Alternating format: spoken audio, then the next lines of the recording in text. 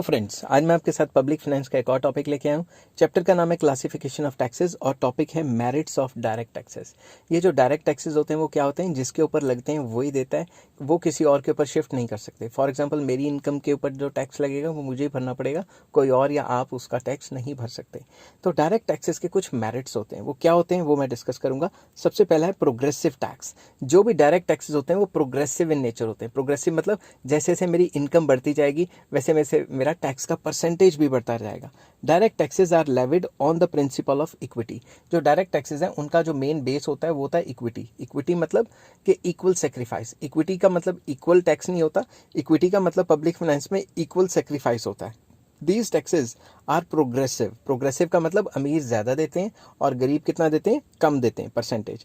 There burden is more on the rich than the poor ones. उनका जो burden होता है वो अमीरों के ऊपर ज़्यादा होता है और गरीबों के ऊपर कम होता है, क्योंकि अमीर ज़्यादा परसेंटेज ऑफ टैक्स देते हैं और गरीब जो है वो कम परसेंटेज ऑफ टैक्स देते हैं।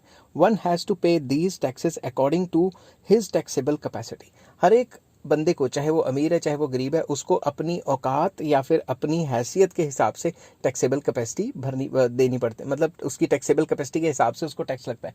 जैसे अमीरों की टैक्सेबल कैपेसिटी ज़्यादा होती है तो वो ज़्यादा टैक्स देंगे, और जो गरीब है उनकी टैक्सेबल कैपेसिटी कम होती है या कईयों की बिल्कुल भी नहीं होती तो वो नहीं देंगे। ठीक है, so these taxes helps in removing the disparities या डिस्पैरिटी ऑफ इनकम। तो ये टैक्स हेल्प करते हैं कि जो इनइक्वालिटीज़ हैं हमारे सिस्टम में या हमारी इकॉनमी या सोसाइटी में वो कम हो जाए।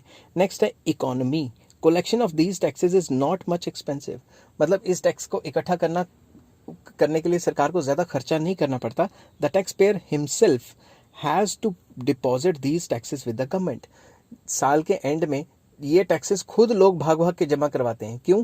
क्योंकि अगर नहीं जमा कराए तो उनके ऊपर क्या हो जाएगा, लीगल एक्शन हो जाएगा। तो सरकार को ये टैक्स इकट्ठा करने के लिए ज़्यादा मशक्क़त या फिर ज़्यादा मेहनत नहीं करनी पड़ती, इतना पैसा खर्च नहीं करना पड़ता। नेक्स्ट आ जाता है certainty. These taxes are based on the principle of certainty. ये सर्टेनिटी पे बेस्ड है। कैसे? सबको पता होता है कि कहाँ कब कितना टैक्स जमा करवाना है। अगर आपको पता है कि आपकी इनकम कितनी बन रही है, उसके हिसाब से जो भी टैक्स स्लैब है आपको उतना % टैक्स भरना पड़ेगा।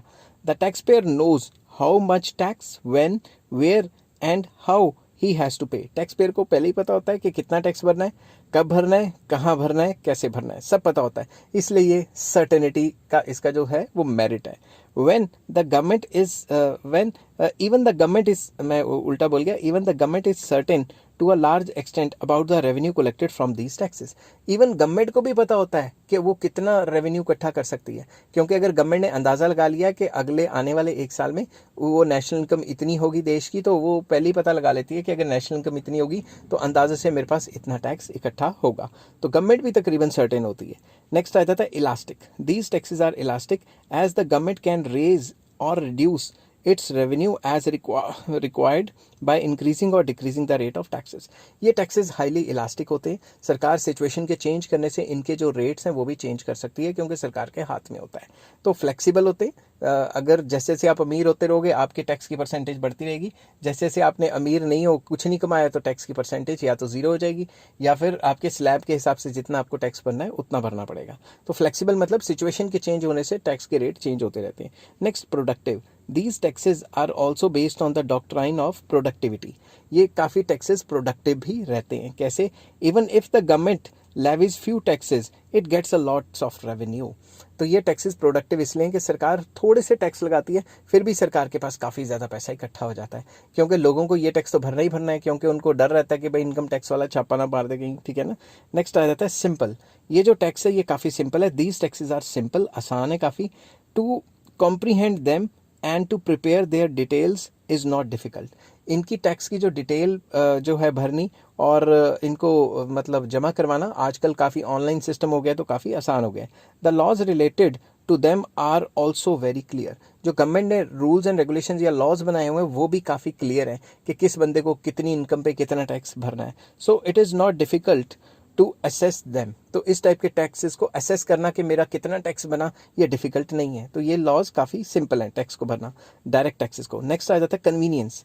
These taxes are based on the principle of convenience. अगर आपने कमाई की है, आपने प्रॉफिट कमाया है, इनकम कमाई है, तो भी टैक्स भरना है, अगर नहीं कमाई तो नहीं टैक्स भरना। The payment of these taxes has to be made mostly at the time when it is convenient for the people to make payment. मतलब अगर बंदे ने कमाई की है, उसके पास पैसे हैं, तभी टैक्स भरेगा, अगर कमाई नहीं की तो टैक्स नहीं भरना, तो कन्वीनियंट ही हुआ ना। नेक्स्ट आ जाता है public spirit. People have to bear the burden of these taxes directly. लोग इस टैक्सेस को जब अपनी जेब से भरते हैं तो लोगों के ऊपर डायरेक्टली बर्डन आता है। So the tax payers take interest in all that the government does, because the government gets money for most of its expenditure from the amount collected through these tax। तो जब भी लोग इस type का tax भरते हैं तो लोग न्यूज़ सुननी शुरू कर देते हैं या गवर्नमेंट के कामों में इंटरेस्ट लेना शुरू कर देते हैं कि भाई ये हमारा ही पैसा है, सरकार कहाँ खर्च कर रही है, कैसे खर्च कर रही है। तो पॉलिटिकली काफ़ी एक्टिव हो जाते हैं और फिर अगर वो सवाल जवाब करते हैं तो फिर वो कहते हैं ना हम भी तो टैक्स भरते हैं, ऐसी बातें करने लग जाते हैं। ठीक है, therefore people will obviously wish that the taxes are properly utilized so that all people get their benefits. Thus these taxes create public awareness। तो हर कोई चाहता कि जब भी सरकार को हम टैक्स दें वो पैसा सरकार अच्छी जगह पे यूज़ करे और पब्लिक वेलफेयर वगैरह के लिए, सोसाइटी की वेलफेयर के लिए इस्तेमाल करे। इसलिए इस टाइप ऑफ टैक्सेस को देके लोगों को अवेयरनेस आ जाती है। नेक्स्ट आ जाता है डिस्ट्रीब्यूटिव जस्टिस। डिस्ट्रीब्यूटिव जस्टिस में कैसे आ जाता है? In the capitalist and the underdeveloped countries where a lot of disparity in the distribution of income is found. ठीक है, अब ध्यान से सुनना इस बात को।